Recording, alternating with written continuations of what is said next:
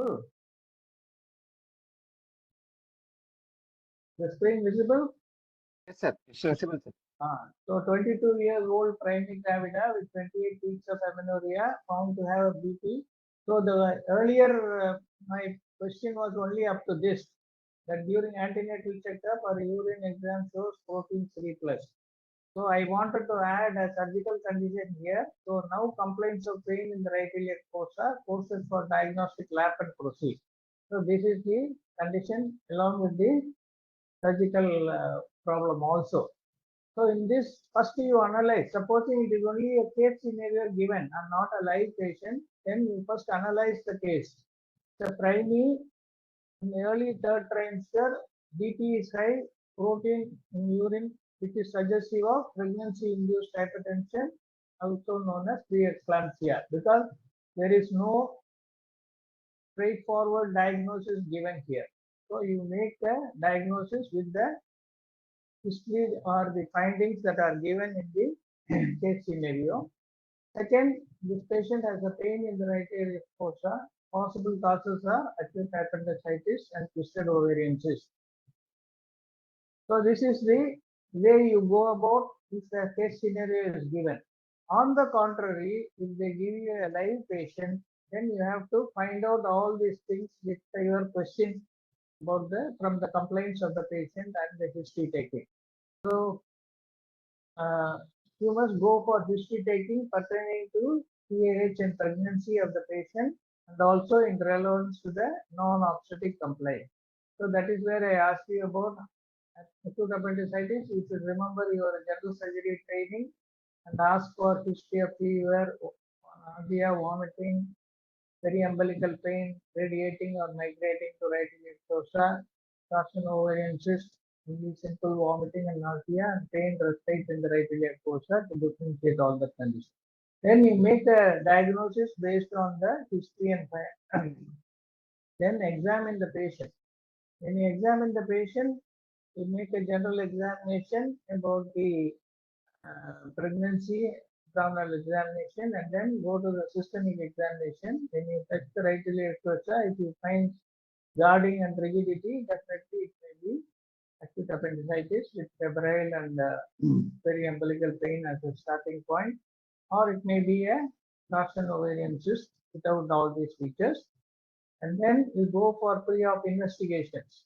As you rightly said, because she has a history of preeclampsia or features of preeclampsia, you have to make sure that the liver and renal functions are normal and coagulopathy, coagulation and hematology is normal. These three things are very, very, very important so that you don't miss a very severe form of preeclampsia in the form of HELLP syndrome.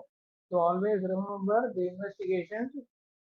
Don't blindly start with hemoglobin, hematocrit, and all that. That is all, of course, basically necessary for a surgical intervention. But with regard to preeclampsia, always insist on a proper liver function test and renal function test because these conditions are not immediate life-threatening conditions. You have time for all the investigations to do, and then you can assess the patient's system function, and then risk stratification. Always remember this in the examination to say how you stratify the risk involved in this patient.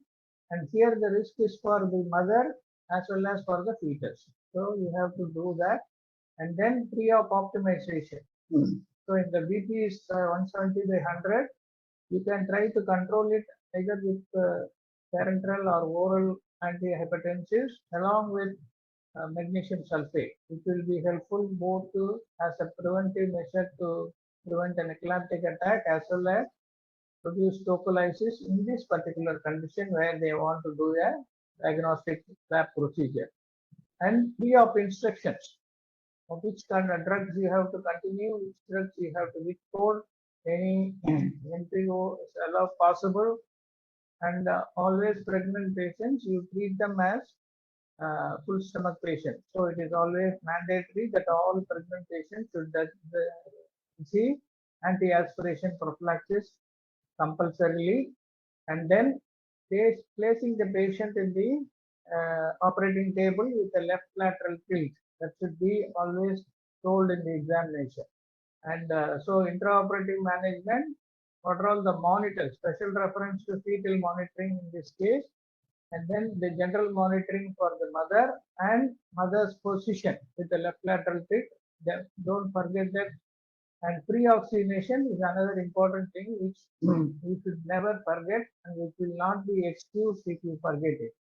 And with the pre-oxygenation, if you anticipate a difficult airway, because all patients with preeclampsia and edema, they may have post airway difficulty. So you have to know all the techniques of prolonging the safe apnea period. Nowadays we talk about extension of safe apnea period by additional supplemental oxygen given during laryngoscopy and intubation, or usage of special devices like TRI. So any anticipated difficult airway problem, you are going to give general anesthesia. You have to, and for laparoscopic surgery, there is no alternate for general. So you have to give general anesthesia because laparoscopic procedures usually cause some amount of shoulder pain because of the diaphragmatic irritation, which may be uncomfortable for a patient uh, to tolerate if they are done under central neuraxial blockade.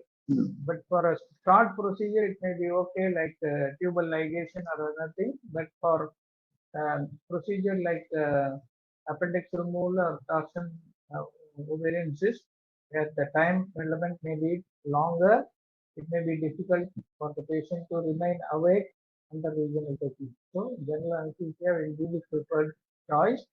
And the general anesthesia, you can also use the volatile anesthetic agents, which will also act as a prophylactic, which will prevent the spontaneous delivery or premature labor.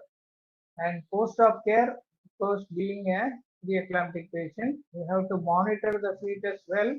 At the same time, continue with the anti-epileptic measures like magnesium sulfate for 24 to 48 hours to prevent any epileptic attack. Okay, so these are all the things that you have to remember in this case.